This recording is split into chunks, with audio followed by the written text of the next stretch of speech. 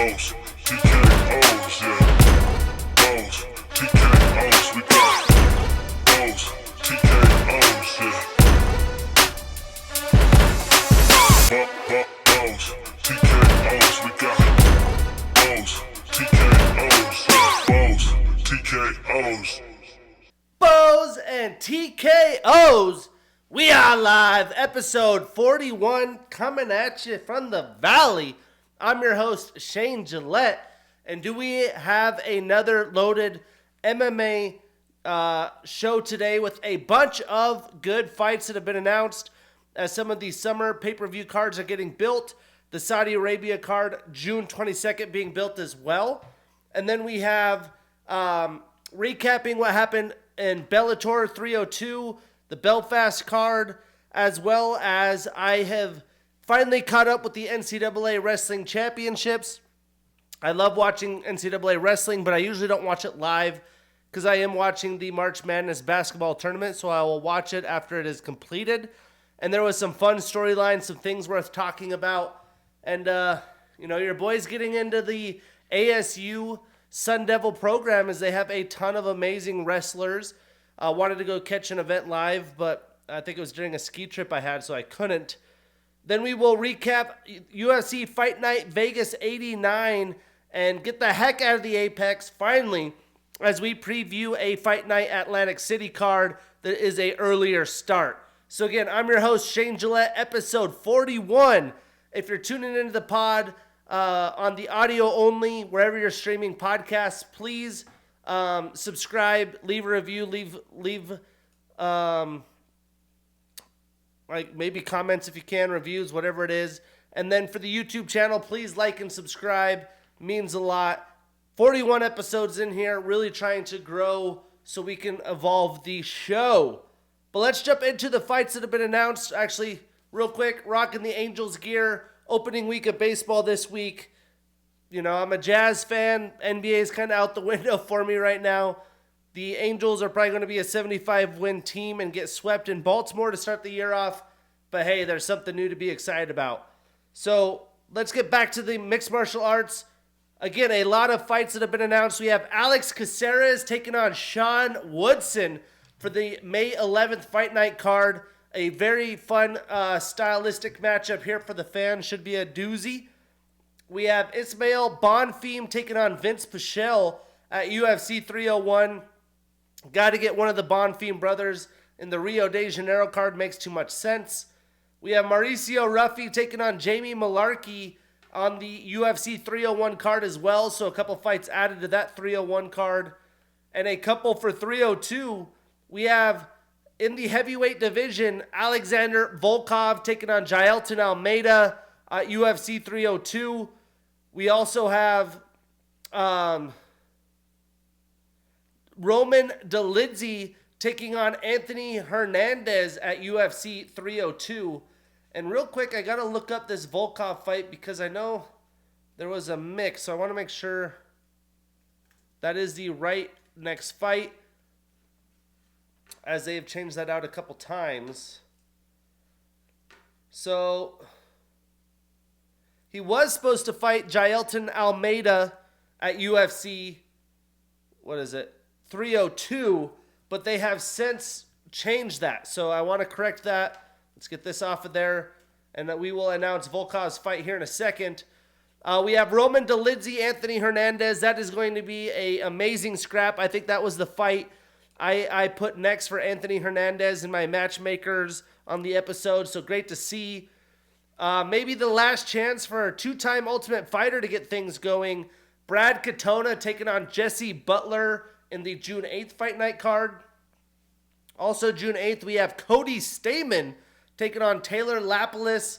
That'll be a fun matchup in the bantamweight division. On the June 15th Fight Night card, we have Nate Maness taking on Jimmy Flick. That will be very interesting to see where that fight goes. Luana Santos taking on Maria Agapova. And Garrett Armfield taking on Brady Heiston, who we have not seen for some time since he's won the Ultimate Fighter himself on that June 15th card, or was a runner-up, I should say. On the May 18th card, we have Adrian Yanez And Vinicius Salvador should be some very juicy striking, high-paced. We have a certified banger. We got Edson Barboza and Lee Rowan Murphy. Yes, please. And then actually getting fights on the UFC 303 card, we have Cody Durden taking on Carlos Hernandez. Now the first fights announced for the Saudi Arabia card. Dana White made a post. We have Robert Whittaker and Khamzat Chimaev. I mean, the true test for Khamzat as he has moved up a weight class and looking for a title shot. This is for sure a title eliminator shot. Fight. We got Johnny Walker, Volkan Ozdemir. That'll be a collision course for no doubt. We also have Kelvin Gastelum taking on Daniel Rodriguez. Should be a doozy. And Sharabudin Magomedov taking on Ihor Potieria. Shara's second UFC fight. And then Volkov, supposed to fight Jailton Almeida, takes a step up for an even scarier opponent and is going to fight Sergey Pavlovich in Saudi Arabia. All of those fights absolutely amazing. They wanted to put on for the first full card in Saudi Arabia. They will be doing so. And then UFC 305 is announced to be in Perth, Australia. No contract signed, but the rumor is Israel Adesanya and Dricus du Plessis will be the headliner title fight, which makes absolutely too much sense. And just to make sure I get this right, we have the next few pay-per-views really built out of locations, not necessarily fight cards full. But we have UFC 301 Rio de Janeiro in May, Cinco de Mayo weekend. We have the UFC 302 taking place in Newark, New Jersey. International Fight Week, which is always a massive card, UFC 303 in T-Mobile Arena in Las Vegas. And then the rumored UFC 305 August 17th in Perth. So to be determined UFC 304, but at least we have somewhat of a roadmap for what's coming in 2024. UFC 299, UFC 300. This year is going to be one for the books. Also in UFC news, Brandon Moreno not officially retiring, but taking time off, which makes sense from what he's been through. He just did not seem like the same Brandon Moreno, changing camps, changing gyms, trying to be a father. The life of an MMA superstar is not one that I envy by any means. It can be tough for anybody. And then also AJ Dobson released from the UFC roster. Could be contracts, could be performance. We will chat about that later on. But let's talk a little bit about what happened at UFC 302. I was excited for the Tawfiq Massayev fight. Let's see if there's anything on this. It did not happen, and I'm not sure why. Nothing really. It's hard to find PFL Bellator news, I'll tell you what. But was excited to see Tawfiq back in the octagon. But we did get Manel Sousa, the undefeated fighter, with a brilliant first-round knockout over Tim Wilde. We also had Fabian Edwards with a unanimous decision over Aaron Jeffrey. I picked both of those guys, pretty clear cut here. And I did not get to catch this fight. I kind of want to watch it. We had Patricio Pitbull with a third-round TKO over Jeremy Kennedy, as Patricio was supposed to be on the Champions versus Champions card. And then Corey Anderson with a unanimous decision over Carl Moore, typical Corey Anderson style, but he finally gets the belt, although the former light heavyweight prospect has since vacated it and moved to heavyweight. But let's talk a little bit about the NCAA Wrestling Championships. You know, in the world of MMA today, this is a solid breeding ground for the future of the UFC, PFL, Bellator, One, Risen, whatever the promotion is, LFA, moving their way up. And you're going to see a lot of these names transition to MMA. So it's a great place to watch. I wrestled in high school. I love the high-level competition of high school, the athletes that are developed here in college and what they're doing in the NCAAs. And you usually can see local circuit wrestling if you live in a city, but I live in Phoenix, and Arizona State has quite the program. So I need to tune in more. But watching the 125-pound division, which is the lightweight division in the NCAAs, we saw the 8th seed from Arizona State, Richard Figueroa, a red shirt sophomore, take down the oh-so-glamorous Penn State number 1 seed, Braden Davis. He won a crazy matchup, 3-2 in the semis, and really put on a show in the 125 division. Was able to win the championship for Arizona State, their lone champion. So an 8 seed, you love seeing those upsets. In the 133-pound division, a lot of eyes on Dayton Fix. You could say a super senior. He's the first wrestler to ever take second place 4 times. Could not get the win this year in the championships, losing to Vito Araujo from Cornell. Vito is a very good champion. Last year's champion in his weight class. So it's not like it was a random guy that beat him. I believe he's a junior. In the 149-pound division, we saw Ridge Lovett. He's a junior from Nebraska, go against the number 2 ranked Kyle Parco, who is a red shirt junior from ASU. He got 5th place in the 5th place matchup. Number 1 and number 2 took each other. They were expected to be in the finals, got roughed up in the semis, lost in consolation to get 5th place. Number 1 versus number 2, and Kyle Parco, the number 2 seed, ASU got the win. 3-1 was a fantastic matchup.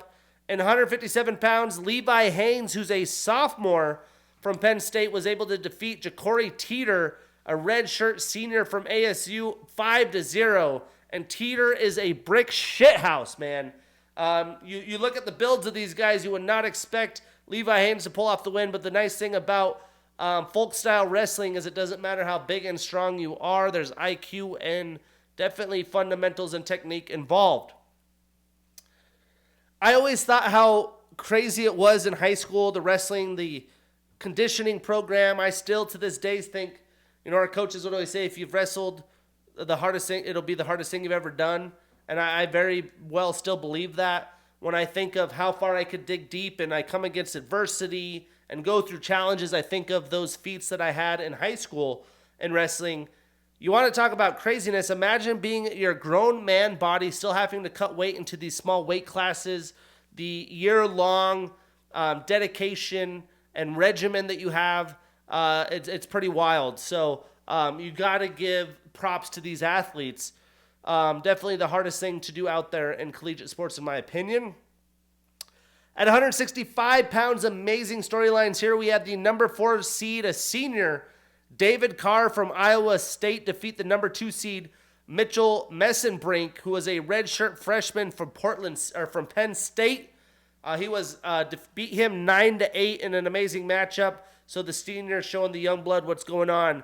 But watch out for Mitchell Messenbrink and the entire Penn State team, really. But he's going to be coming back for a vengeance.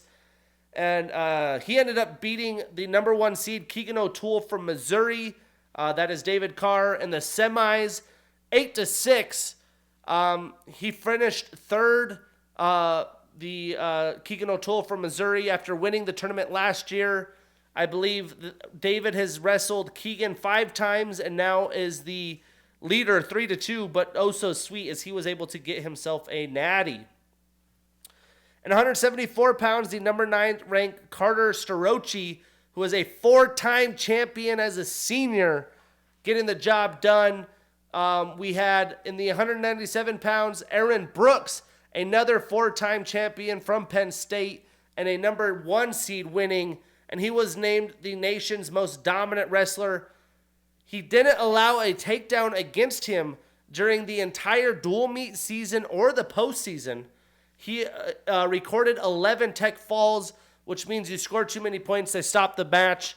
I think it's 15. I know it could be different in college. So he scores too much. He basically had the mercy rule on guys. So he mercied 11 collegiate wrestlers, did not have a person take him down. I mean, you look up this man, Aaron Brooks. He is a freight train. And then at 285 pounds, he had senior Craig Kervliet of Penn State getting the championship. Penn State dominating the team rankings. I mean, that's kind of a given. But the rest is always fun. Cornell finished second, Michigan third, ASU sixth in team rankings. So it's cool seeing some ASU names. Richard, an 8 seed winning, 1 seed's losing. The Carr Keegan O'Toole, I guess you could say rivalry. Obviously, Dayton Fix stealing the headlines, Penn State doing their things, and a bunch of upsets. Oh, so sweet. But enough of that. Y'all UFC fans, let's jump into UFC Fight Night Vegas 89. Getting sick of the Apex, that's for sure. I went 6-3 in my picks, though, which was nice. Get back on track. That puts me at 258, 123, and 6. So still more than doubled overall since BowsandTkos has been started. But this year we're 65 and 37 and 3, still trying to more than double the losses. So we're going to jump in the prelims. Some good fights we did not break down. Fernando Padilla with a beautiful round 1 submission via Bravo choke over Luis Pujelo. That was performance of the night. 50 G's for Fernando, the long, lengthy Mexican stud.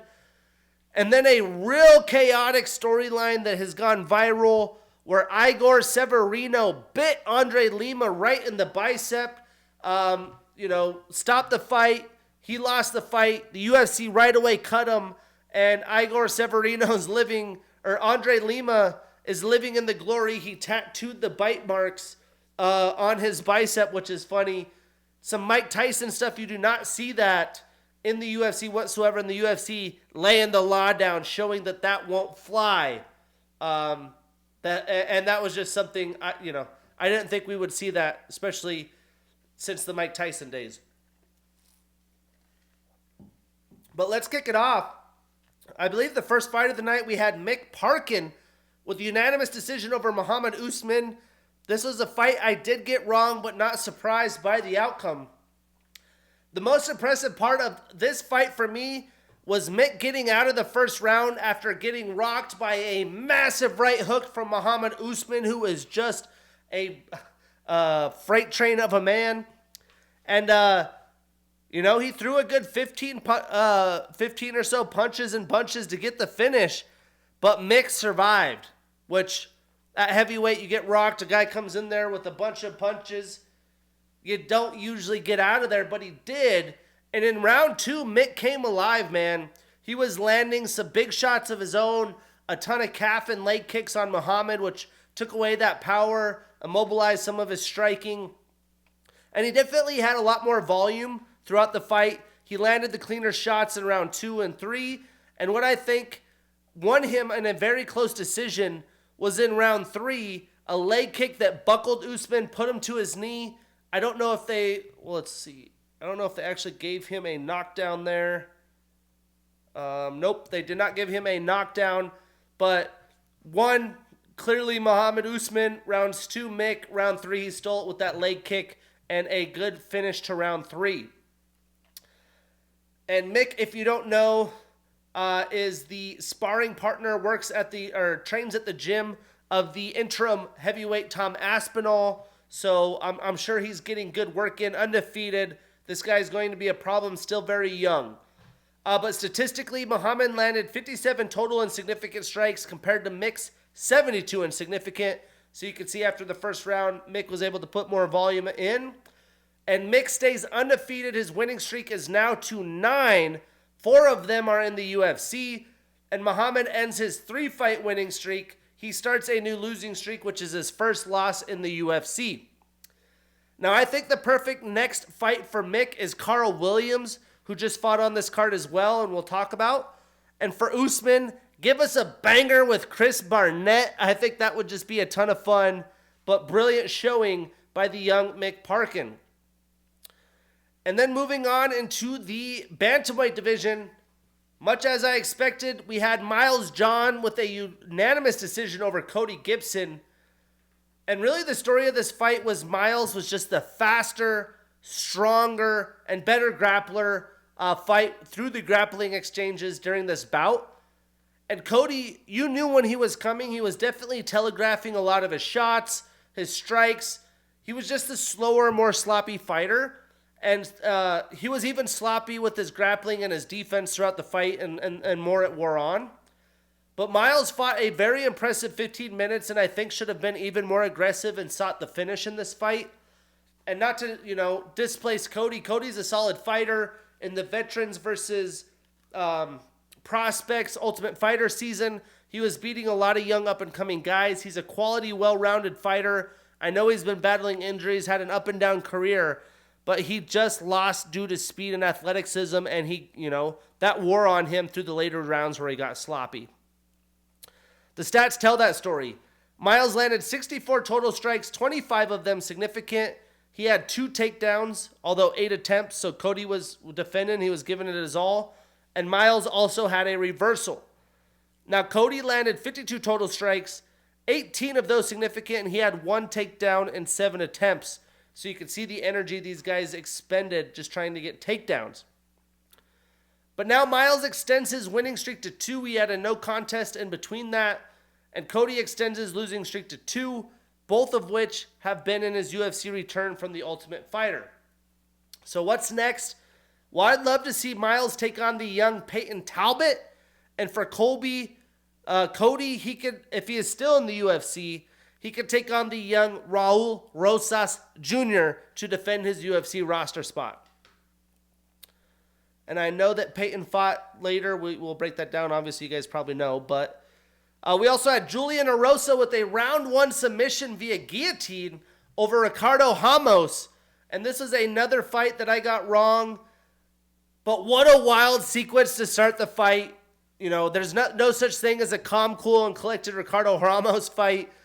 But Ricardo came firing away, had some big shots, rocked Julian with quite a few of them, and then picked up Julian, slammed him right on the mat. Real nice takedown, showing his strength and ability.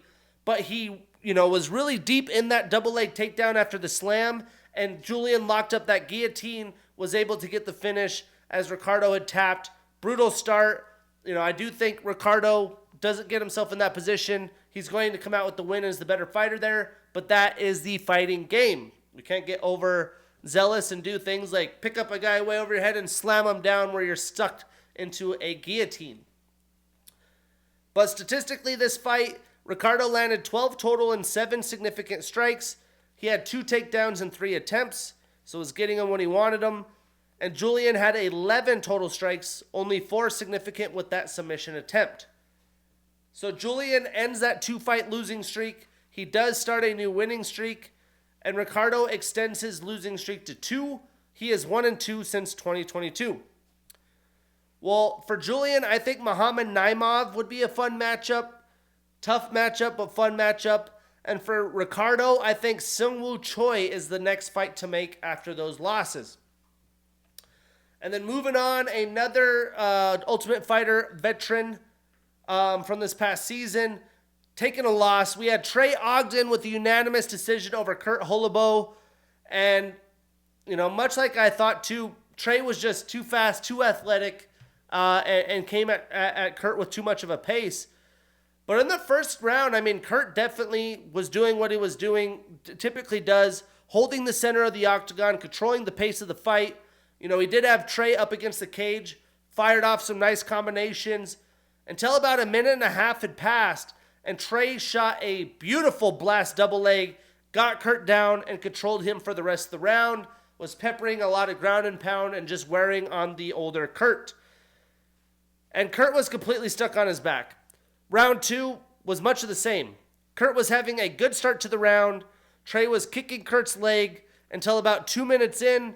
Trey found the opening, got a leg sweep takedown, and was able to control Kurt and have top control for the rest of that round. And then early in round 3, he went for the finish, just blasted him with another double leg, got the takedown, and Kurt didn't have much chance to put the fight where he wanted in the striking. Good win for Trey Ogden. Statistically, Kurt landed 129 total strikes, but only 29 of those significant. A lot of those are just little tit for tat shots while someone's on top control. And Trey landed 225 total strikes, 35 of those significant. He had 3 takedowns in 4 attempts, so if he wanted them, he got them. Now, Trey ends his 1-fight losing streak. He does start a new winning streak. He had the no contest in there as well. So he is 2-2 since 2022.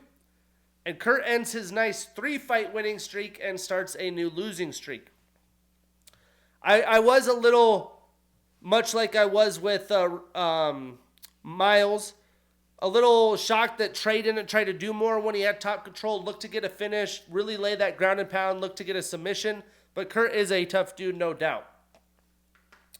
So where does Trey go next? I think a fight with John Makdessi would make a ton of sense. And for Kurt, how about the young Rong Zhu, now that he has won the, I forget what it's called, Path to Glory tournament or whatever, to fight into the UFC. He's back. Give him Kurt after a loss. That set us up for the main card.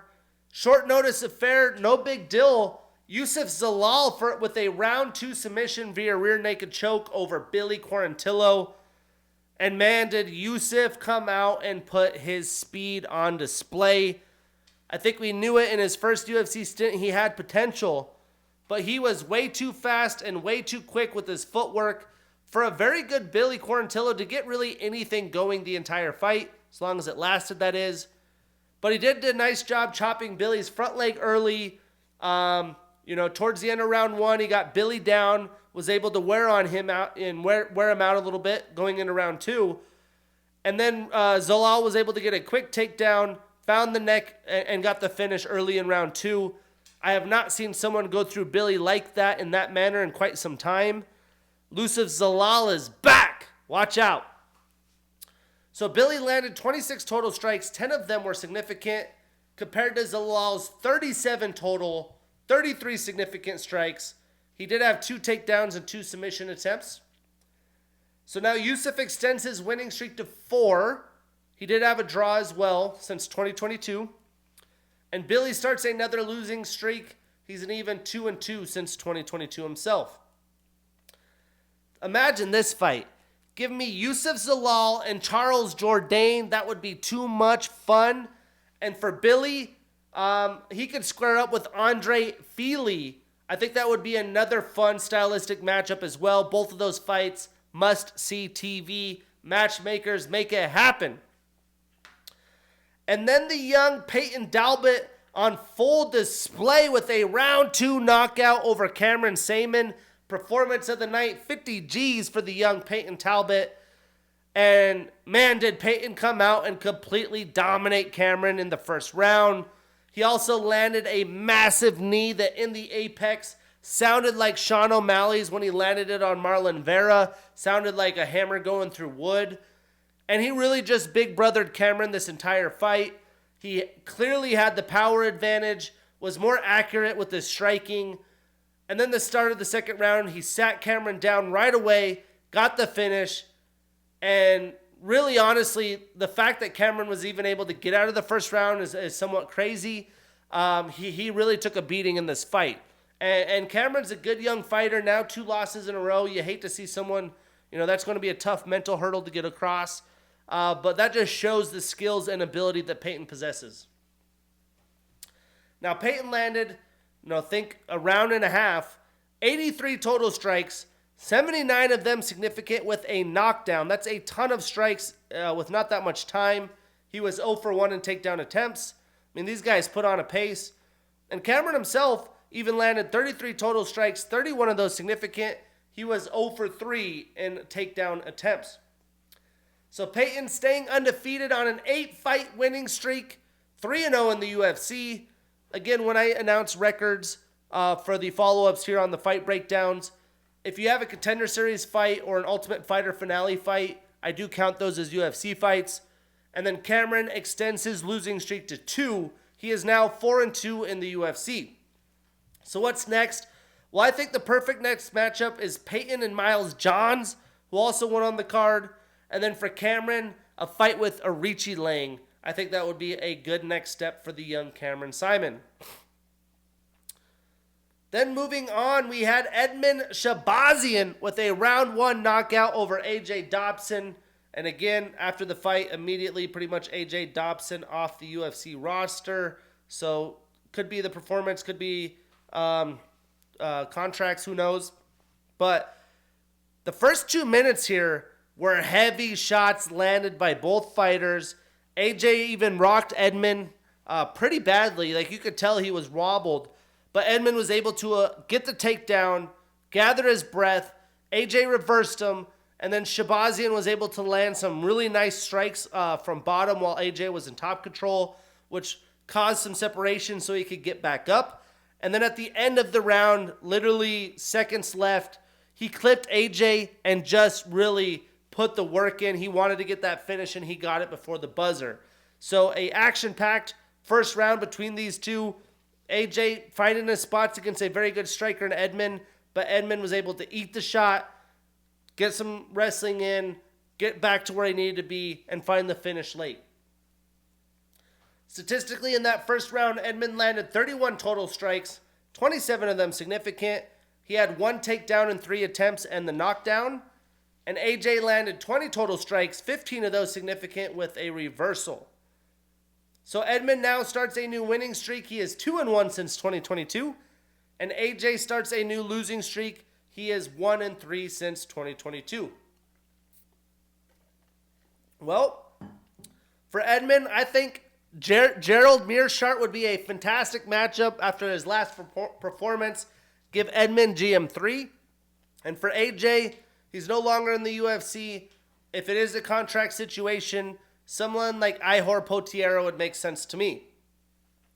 But moving on in the co-main, we had Carl Williams with a unanimous decision over Justin Tafa.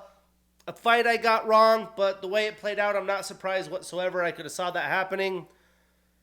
But as heavyweights do, they fired some heavy exchanges early, and Justin landed a beautiful shot on Carl. Went for the knee. You know, sometimes heavyweights getting big shots. You see these young, slimmer guys going for flying knees. Came up for a knee. Carl grabbed it. You're not that fast. Had an easy takedown on Tafa. And you get the Tafa brothers or some of these heavyweight strikers on their back. I mean, it's just bad news. They're pretty much laying on their back just trying to survive. But round 2, big shots fired by Tafa as well. He did have a high kick. So round 1, he goes for the knee after landing big shots. This time he says, when I land some big shots, go for this high kick, kind of slip. Gave Carl another takedown opportunity. He controlled him for the rest of the round. And then round 3, Justin was even more successful after all the grappling energy Carl had expended and completely rocked Carl to the point he was kind of flailing around desperately looking like, where the heck is he? Well, he did find a way to get another takedown, get Justin down, and was able to top control him to win the victory. But Justin did land big shots, and if this fight would have stayed striking, I am pretty confident Tafa would have got the win, but he wasn't able to do enough here. Statistically, Carl landed 123 total strikes, only 40 of those significant, so a lot of touchy-feely, ground and pound top control strikes. He did have 7 takedowns in 12 attempts, so if he wanted one, he was getting them, and Justin was kind of gifting them to him, and he did have a submission attempt. So Justin, he only landed 27 total and 21 significant strikes, but boy, when he was firing, and when he was landed, you could tell. So Carl now, an impressive winning streak. It is now to 7 wins. He is 4-0 in the UFC, and not many people talking about him. Good, well-rounded heavyweight. And Justin starts a new losing streak. He moves to 2-1-1 since 2022. Well, what's next? Well, I think for Carl, Martin Boudet would be an appropriate next fight. And for Justin, he could fight Alir Latifi. I think that is the perfect matchup for him. And I did say that Mick could potentially fight Carl Williams. I don't know if Carl would take that fight. I think he'd rather fight Martin Boudet. But I wouldn't mind seeing Mick Parkin and Carl Williams as well. 2 streaking heavyweights. And then the main event. I am lover of Rose Namajunas and her fighting ability. The flyweight debut went a little interesting against Manon Fiorot, a very, very good Manon Fiorot, with the mangled finger still stuck in there. So the stage was set. I expected a brilliant performance by Rose, a potential highlight victory, and that is not what we got. But she did get the unanimous decision over Amanda Ribas. Now, rounds 1 and 2, there was some solid striking exchanges, but it was a lot of Ribas just throwing a ton of big shots and missing. You know, she's always moving, throwing big shots, just whiffing, coming up short, catching a lot of air. And then she would try for a sloppy takedown. Like she tried a head and arm. You know, I don't care if this is women's MMA or anything. You shouldn't be trying a head and arm toss in this level, in my opinion. Well, she got Rose down. Rose spun around and ended up on top control, and she controlled the rest of the round from top control. So, you know, Amanda, as good as she is, very talented woman in her fighting prime, you're just kind of like, you see those lapses. Why are you throwing such hard strikes when you're not catching it? That's losing your energy. And, you know, kind of a high energy throw in and head and arm, it's probably not going to work out for the best. She learned her lesson. Round 3, Amanda had really good success landing more strikes. She finally got a takedown, controlled Rose for the rest of the round. Seemed like she was finally putting it together after losing rounds 1 and 2. And to be honest, me being a critic and a Rose fan, just what I've seen from Rose these days, she doesn't look like the same Rose. She's not Thug Rose since she lost her title to Carla Esparza, which that fight, not very Thug Rose-ish either. And I think it's a lot of what's happening with her personal life, her mentality, and the coaching. You know, she's been working with her boyfriend or maybe even husband, Pat. You know, he's in her ear more and more.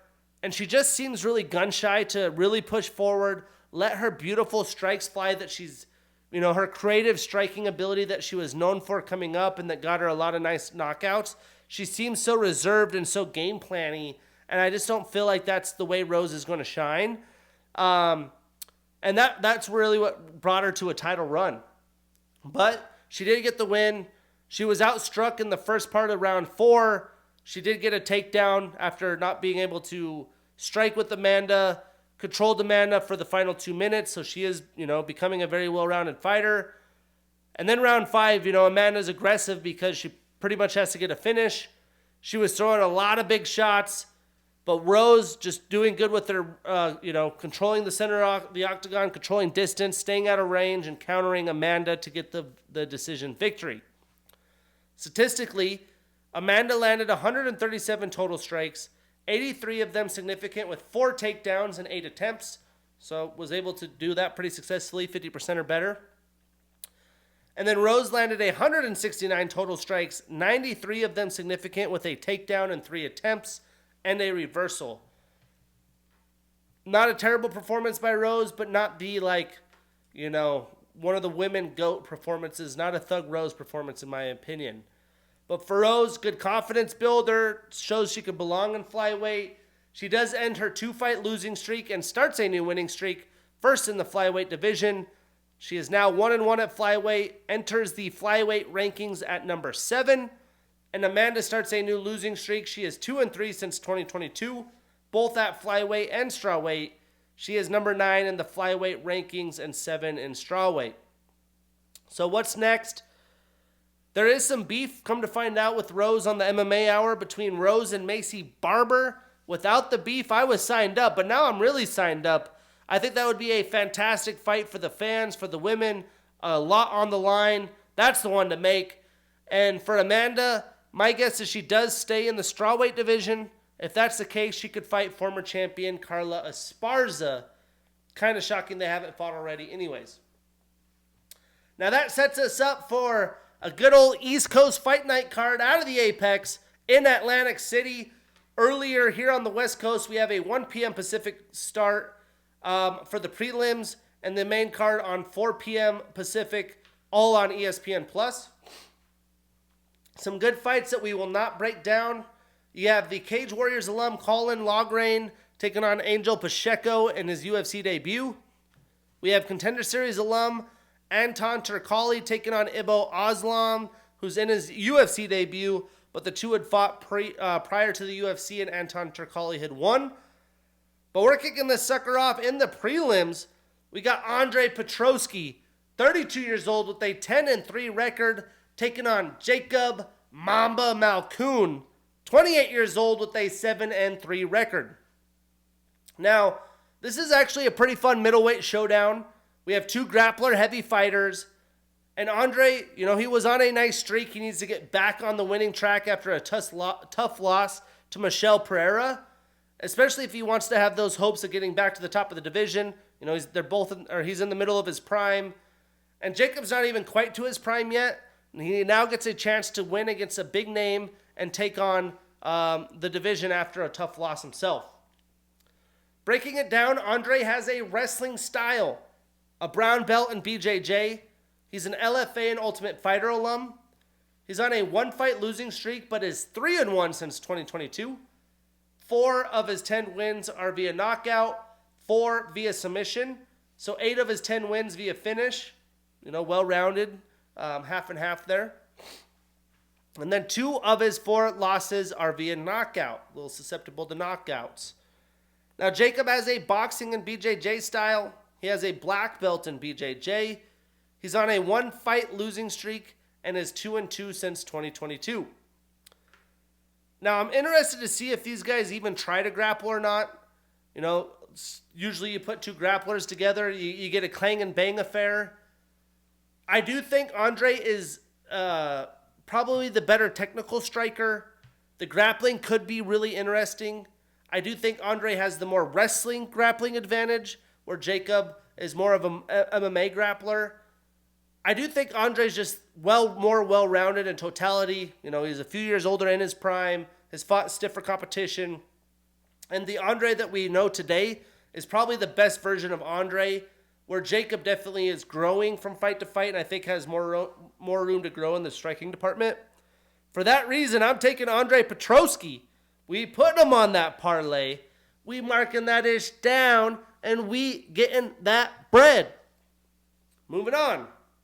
We have Julio Arce, 34 years old with an 18-6 record, taking on Herbert the Blaze Burns, 36 years old with an 11-4 record. Now, this is kind of an interesting matchup.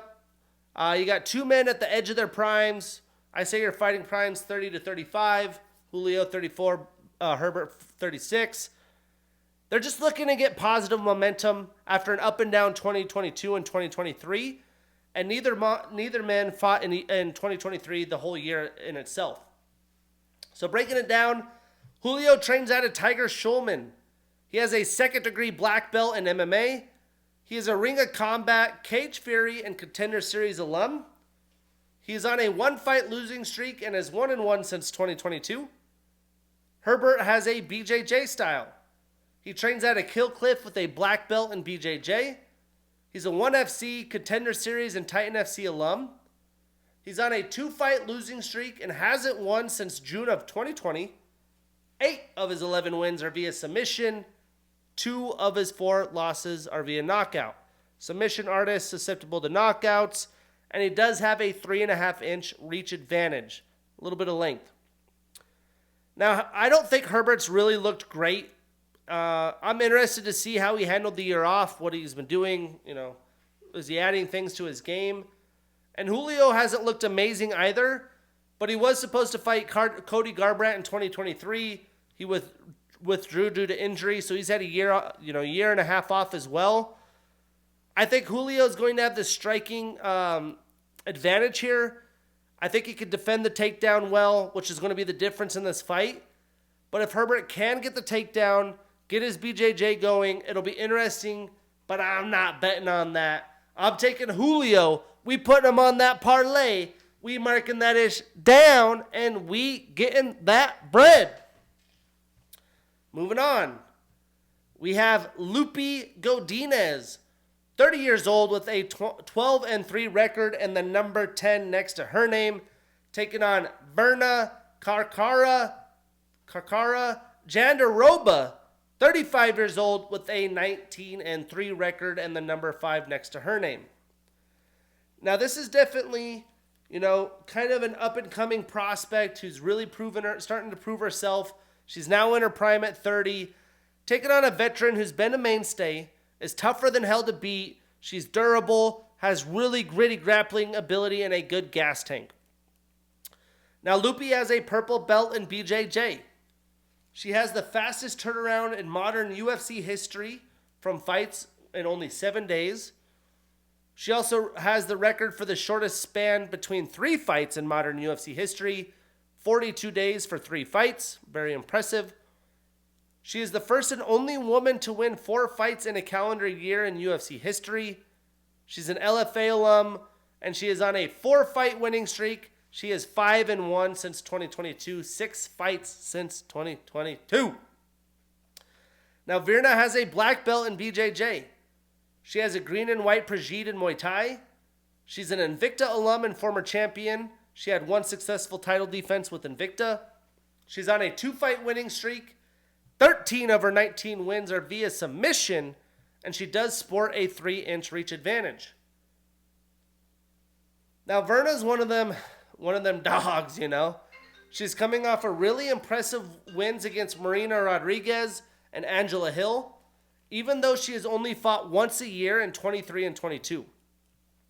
Now, a big reason she has had success is because she is consistently able to take her opponents down and control them on her way to victory. Now, Loopy has done a good job lately avoiding that in her fights. She fought grappling heavy fighters in Tabitha Ricci and Cynthia Cavillo, and I think she's just going to be able to do enough to keep Virna off her, keep the fight a striking warfare. And for that reason, I'm taking Loopy Godinez, but I am avoiding her in a parlay where possible. The confidence meter with anyone against Virna is tough, to be honest with you. But then we got the prelim headliner. We have Nate the Train Landwehr, 35 years old with a 17-5 record, taking on Jamal Pretty Boy Emmers, 34 years old with a 20-7 record. Now, this is a short notice bout for Jamal as he steps in for Pat Sabatini, but it's a fun matchup for the fans. You get 2 striking heavy men in their primes. You can't ask for more. Both men looking to get really close to that top 15 as well with a win here. Keep the positive momentum going on in their careers before they get, older and pushed out of the top of the division. Now, Nate's last 4 fights has 3 fight of the nights or performance and 1 performance of the night. He's showing up. He's putting on a show and showing out, man. He's an M1 alum and former champion. He had 2 successful title defenses with M1. He currently is on a 1-fight losing streak and is 2-1 since 2022, and 8 of his 17 wins are via knockout. Now, Jamal trains out of Pinnacle MMA. He's an RFA, LFA, M1, and Contender Series alum. Would have been funny if they fought in M1. He is on a 1-fight winning streak and is 2-1 since 2022, and 8 of his 20 wins come via knockout. Now, this should be a firefight. If that is the case, I'm going to go with Nate the Train in front of a crowd. He's always going to find a way. He's durable, he's determined, and he's tough as hell.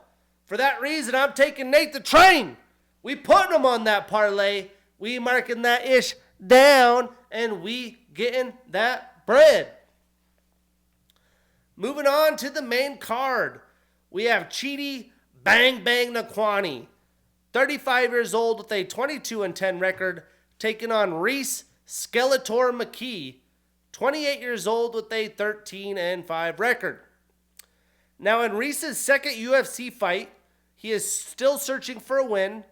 He's going to have a tall, no pun intended, order to fill here, because Chidi's a long, lengthy finisher in the welterweight division. He's definitely in full desperation mode as well after 3 straight losses against very good competition. So if he wants to stay in the UFC, he has to get a win here. Breaking it down, Chidi has a Muay Thai style. He's an orthodox fighter with a black belt in BJJ. 3 of his last 5 fights have been fight of the night or performance of the night. He gives you a bang bang. He shows up and shows out. He's a King of the Cage, Legacy FC, RFA, LFA, Contender Series, and Bellator alum. 14 of his 22 wins are via knockout. 5 of his 10 losses are also via knockout. He even has a 3-inch leg reach advantage. Now, Reese is a Cage Warriors alum. He's on a 1-fight losing streak and is 0-3 in the UFC and 2 separate stunts.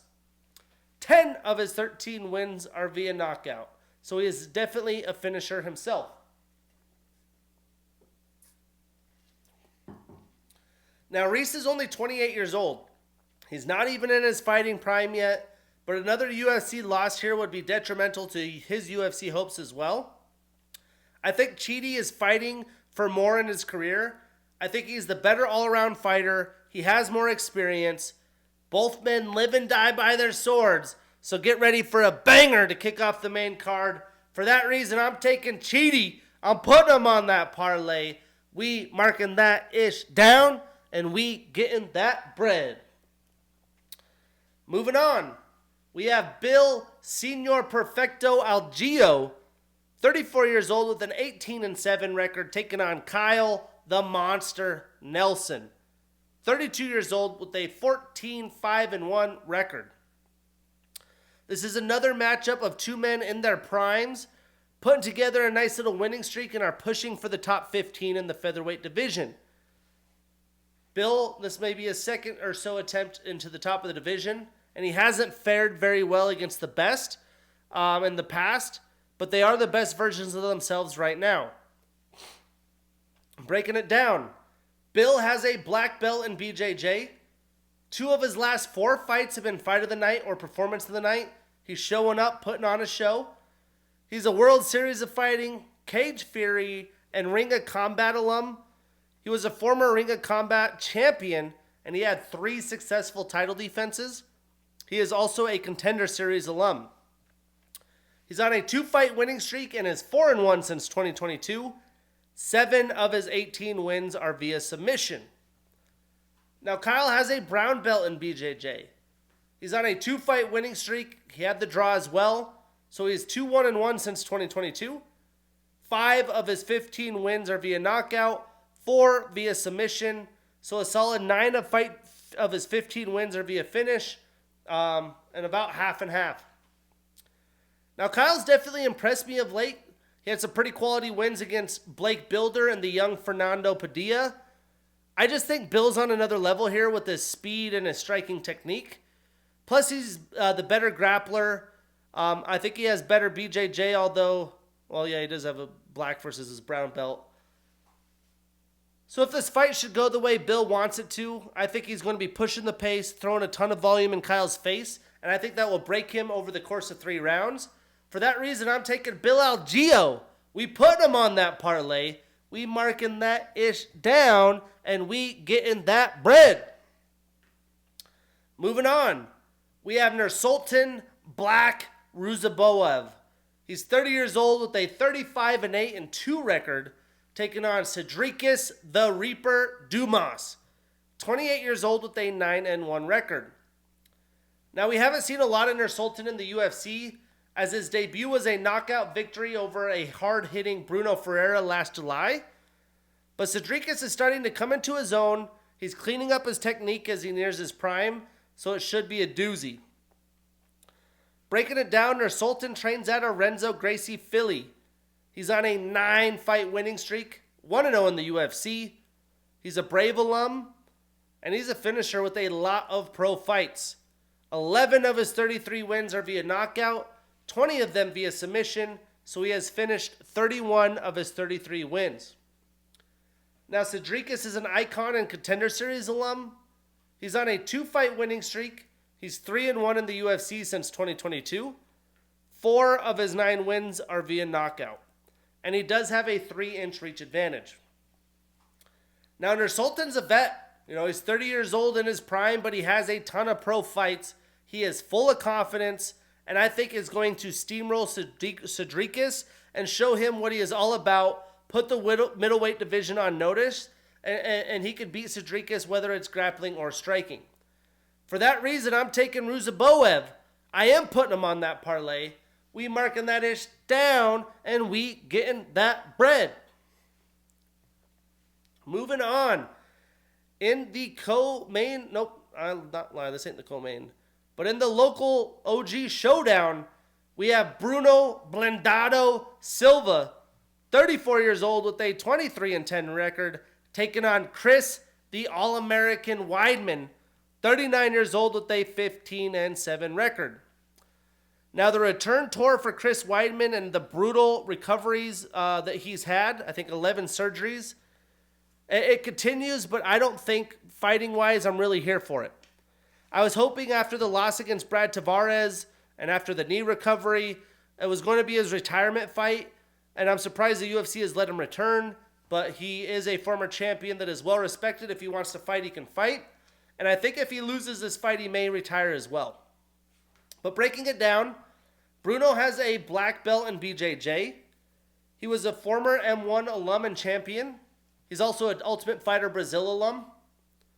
He's on a 2-fight losing streak and is a brutal 1-4 since 2022. So he's been pretty active, has had things go his way.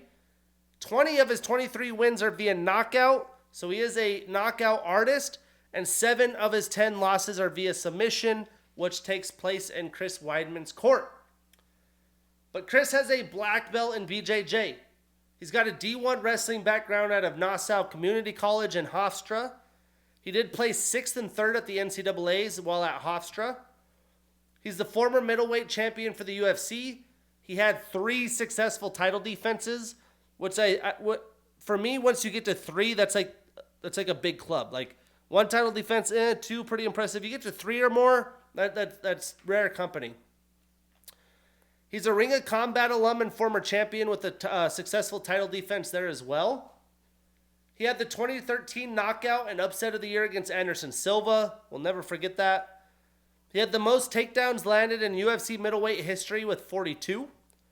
He was the 2011 newcomer of the year and the 2013 fighter of the year, which was the year he beat Silva, became champ. He's on a 2-fight losing streak and hasn't won since August of 2020. He is 3-7 since 2015. 6 of his 15 wins come via knockout, 4 via submission, so 10 of his 15 wins via finish, and 6 of his 7 losses are via knockout. He does have a 4-inch reach advantage. Now this fight, Chris is going to have the advantage with the grappling, no doubt, with the wrestling and getting Bruno down. Bruno hasn't done a great job in avoiding those takedowns.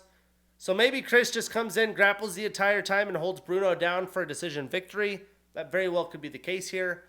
But I'm going to bet that Bruno catches Chris at some point with the one-sided game plan.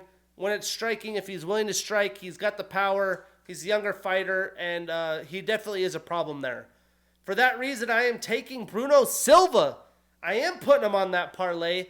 We marking that ish down, and we getting that bread. You know, pretty confident in a lot of these picks, but it's the fighting game. You never know. This one's going to be one hell of a fight in the co-main.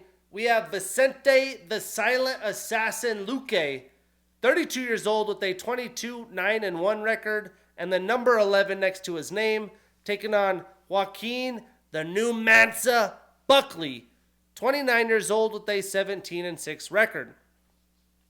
Now, this is a very intriguing fight between 2 very violent and stylistic pleasing fighters. Since Vicente got beat up by Bilal and Jeff Neal in 2022, he looked good in his return against RDA a year later in 2023. But for Vicente, there's definitely a lot of questions for me around his confidence and just his ability at this point.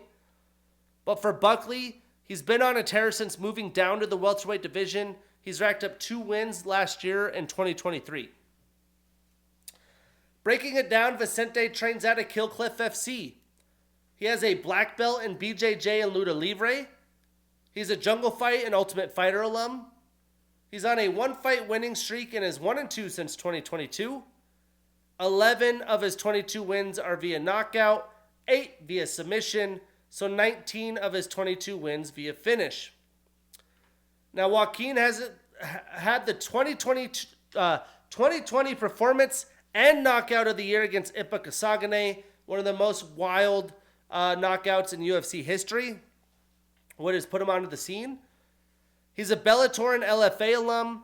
He's on a 2-fight winning streak and is 4-2 since 2022. 12 of his 17 wins are via knockout, but 4 of his 6 losses are also via knockout. So to knock out or be knocked out. Now this is going to be an interesting style for Vicente. He may turn into a grappler pretty quick here and look to get Buckley against the cage, get out of his power striking distance. And Joaquin is going to look to come forward. He's going to want to control the center of the octagon, get Vicente backpedaling with his combos and his boxing. But the last time Vicente fought a style like this was Jeff Neal, and it did not go very well. So I'm really interested to see what his game plan is going to be here. But Vicente, who's been a staple in the division, I just think he's more well-rounded, right? He's an experienced fighter. He should come in with a game plan and find a path to victory. I do think it's very close, and I would not be surprised if Buckley catches him with his power. But I am taking Vicente Luque. I'm avoiding this on a parlay where possible. Which sets us up for another women's main event headliner. We got Erin Cold-Blooded Blanchfield, 24 years old with a 12-1 record and the number 2 next to her name, taking on Manon the Beast Fiorot, 34 years old with an 11-1 record and the number 3 next to her name. Crazy Blanchfield has one more win and one more fight at 24 versus Manon's 34, but Manon was doing other mixed martial arts for a while. Well, man, there's a ton on the line here for Manon. All of this time in MMA and the UFC. She's on an impressive 6-fight winning streak since 2021 and still seeking that first title shot. I'm a little shocked she hasn't got it yet. But she has wins over the likes of Rose Namajunas now, Caitlin Chukagian, Jennifer Maia, Mayra Bueno Silva, and Tabitha Ricci. That's about as good as it gets. Meanwhile, she's facing a prospect who is dominating in Erin Blanchfield. And she's going to look to have a different strategy. She's going to look to get Manon down, control her, and dominate her with her back on the canvas. But breaking this one down, Manon is a southpaw fighter. She's got a black belt in karate, a brown belt in BJJ. She's a Cage Warriors alum. She's on an 11-fight winning streak, 6-0 in the UFC.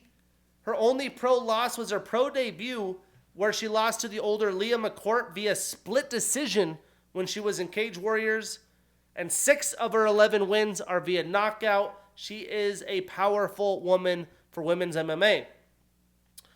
Now, Erin has a BJJ style. She has a black belt in BJJ. She is a Cage Fury and Invicta alum.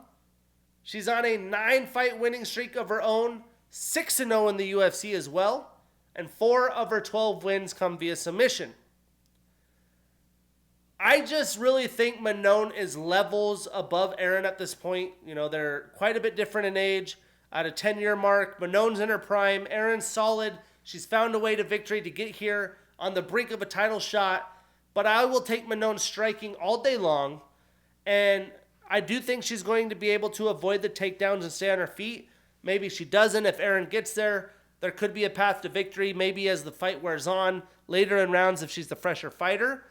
But I do think Manon is going to do enough using her footwork and striking to keep Erin at range, avoid the takedowns, get enough of the rounds to win on the scorecards, and not get taken down and held down to lose those rounds.